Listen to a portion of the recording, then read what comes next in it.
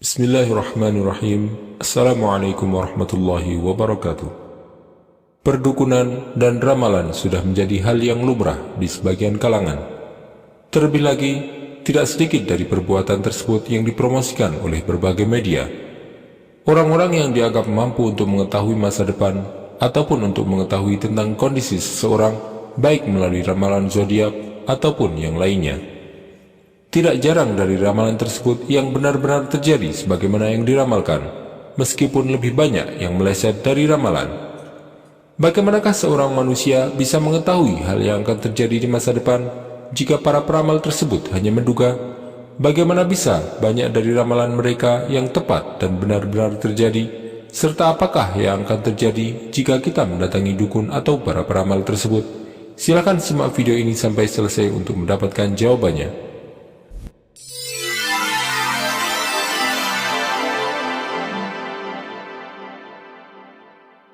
Perdukunan dan ramalan merupakan perbuatan yang diajarkan oleh syaitan, sebagaimana yang ditegaskan oleh Allah SWT dalam firman-Nya, "Wattaba'u ma tatlu syayatinu 'ala mulki Sulaiman, wa ma kafara Sulaiman walakinna syayatin kafaru yu'allimuna an-nasa sihr."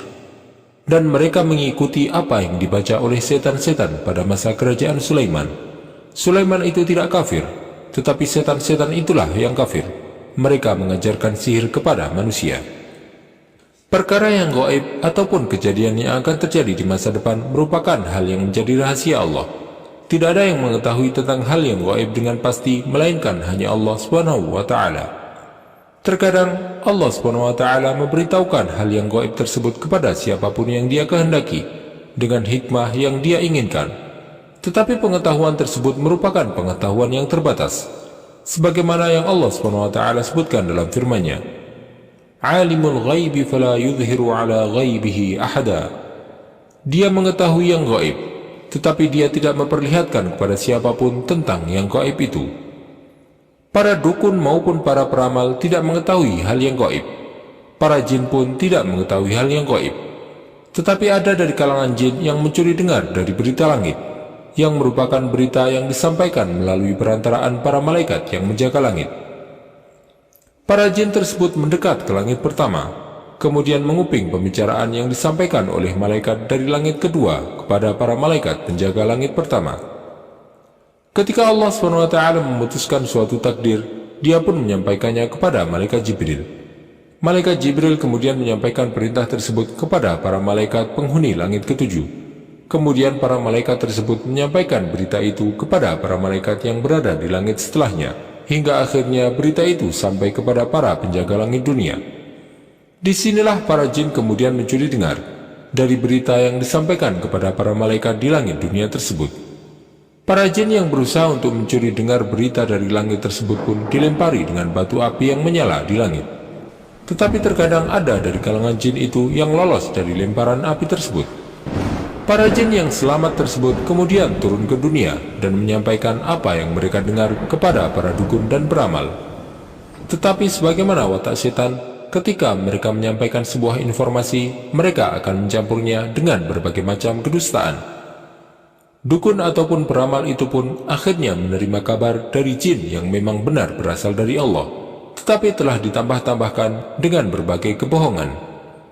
Ketika dukun dan peramal tersebut memberitahukan kepada orang-orang tentang berita yang diterimanya dari para jin, kemudian sebagian dari berita yang disampaikan itu benar-benar terjadi, orang-orang pun akan menganggap bahwa para peramal itu mengetahui hal yang gaib.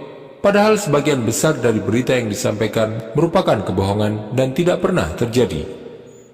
Hal ini sebagaimana yang telah disampaikan oleh Rasulullah SAW dalam sebuah hadisnya, bahwasanya pada suatu malam ketika beliau sedang duduk bersama para sahabatnya, di langit ada sebuah bintang jatuh. Maka Rasulullah SAW kemudian bertanya kepada para sahabatnya, "Madza kuntum taquluna fil jahiliyah idza rumiya bimithli hadza?" Di masa jahiliyah, bagaimanakah kalian menanggapi jika ada bintang yang jatuh seperti ini? Para sahabat pun menjawab, "Allah dan Rasulnya yang lebih tahu. Dulu kami menganggap bahwa hal tersebut merupakan pertanda dilahirkannya seseorang yang akan menjadi orang besar atau meninggalnya seorang tokoh." Rasulullah SAW kemudian bersabda, فإنها لا يرمى بها لموت أحد ولا حياته. Bintang jatuh tersebut bukanlah dikarenakan adanya kematian seseorang ataupun kelahirannya.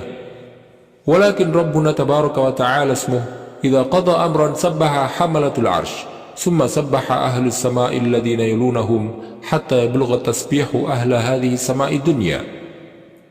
Tetapi karena ketika Allah SWT memutuskan suatu perkara, para malaikat penjaga arsy pun bertasbih, kemudian diikuti oleh tasbih para malaikat yang berada di bawahnya, hingga sampai pada malaikat yang berada di langit dunia. Summa qala alladhina yaluna hamalatal arsy li hamalatil arsy, madza qala rabbukum? Kemudian para malaikat yang berada di langit yang paling dekat dengan para malaikat penjaga arsy pun bertanya kepada mereka, apa yang disampaikan oleh Allah SWT? فيخبرونهم ماذا قال فيستخبر بعض أهل السماوات بعضا حتى يبلغ الخبر هذه السماء الدنيا فتخطف الجن السمع فيقذفون إلى أوليائهم ويرمون به فما جاءوا به على وجهه فهو حق ولكنهم يقرفون فيه ويزيدون. Para malaikat penjaga arsy itu pun kemudian memberitahu mereka tentang apa yang disampaikan oleh Allah. Kemudian setelah itu, para malaikat saling bertanya satu sama lain tentang berita yang disampaikan tersebut. Hingga akhirnya berita tersebut sampai kepada para malaikat yang berada di langit dunia ini. Sebagian dari kalangan jin itu pun mencuri dengar berita yang disampaikan oleh para malaikat tersebut. Kemudian para jin itu menyampaikan kepada para pengikutnya dari kalangan manusia. Tetapi para jin tersebut kemudian dilempari dengan api yang menyala. Maka jika ada berita yang sampai dari mereka, berita itu memang benar didapat dari langit, tetapi para jin itu menambah-nambah berita yang mereka dengar. Para malaikat pun pada hakikatnya tidak mengetahui hal yang gaib, kecuali sebatas yang diberitakan oleh Allah SWT kepada mereka. Allah SWT berfirman berkenaan dengan para jin yang mencuri berita dari langit tersebut. Wa anna lamasna as-samaa'a fawajadnaha muli'at harasan shadidan wa shuhba وَأَنَّا كُنَّا نَقْعُدُ مِنْهَا مَقَاعِدَ لِلسَّمْعِ فَمَنْ يَسْتَمِعِ الْآنَ يَجِدْ لَهُ شِهَابًا رَصَدًا. Dan sesungguhnya kami para jin telah mencoba mengetahui rahasia langit, maka kami mendapatinya penuh dengan penjagaan yang kuat dan panah-panah api. Dan sesungguhnya kami dahulu dapat menduduki beberapa tempat di langit itu untuk mencuri dengar berita-beritanya. Tetapi sekarang siapa yang mencoba mencuri dengar seperti itu pasti akan menjumpai panah-panah api yang mengintai untuk membakarnya. Adapun para dukun yang dapat mengetahui tentang kehidupan seseorang, informasi rahasia maupun masa lalunya, hal tersebut bisa dapat dengan mudah didapatkan dengan cara berkomunikasi dengan jin korin yang menyertai orang tersebut. Karena korin tersebut mengetahui segala sesuatu tentang orang yang didampinginya, dan dia senantiasa bersama bahkan sejak orang tersebut dilahirkan. Perbuatan perdukunan ataupun meramal nasib sendiri merupakan perbuatan dosa besar yang membinasakan seorang hamba, sebagaimana yang disebutkan oleh Rasulullah SAW dalam sebuah hadisnya ketika beliau bersabda, "Ijtanibus sab'al mubiqat," jauhilah 7 hal yang membinasakan. Maka para sahabat kemudian bertanya, apa sajakah hal-hal tersebut? Rasulullah SAW pun menjawab bahwa yang pertama adalah perbuatan syirik, dan yang keduanya adalah perbuatan sihir. Adapun orang yang mendatangi dukun ataupun peramal, kemudian mempercayai ramalan yang dia sampaikan, maka berarti orang tersebut telah kufur dari ajaran Rasulullah SAW. Sebagaimana yang beliau sebutkan, "Man ata 'arrafan aw kahinan fasaddaqahu bima yaqul faqad kafara bima unzila 'ala Muhammad." Barang siapa yang mendatangi peramal ataupun dukun, kemudian dia mempercayai ucapannya, maka berarti dia telah kufur dengan ajaran yang diturunkan kepada Muhammad SAW. Adapun jika ada orang yang sekedar penasaran, kemudian mencari tahu tentang ramalan ataupun mendatangi peramal tanpa mempercayai ramalannya, maka perbuatan tersebut juga termasuk perbuatan dosa besar. Bahkan Rasulullah SAW menyebutkan bahwa amal ibadahnya termasuk sholatnya tidak akan diterima selama 40 hari. Rasulullah SAW bersabda, "Man ata 'arrafan fasa'alahu 'an syai' lam tuqbal lahu salatun 40 lailah." Barang siapa mendatangi seorang peramal, kemudian dia bertanya tentang sesuatu, maka sholatnya tidak akan diterima selama 40 malam. Wallahu ta'ala a'lam, wa sallallahu wa sallama wa baraka ala sayyidina Muhammadin wa ala alihi wa sahbihi ajma'in.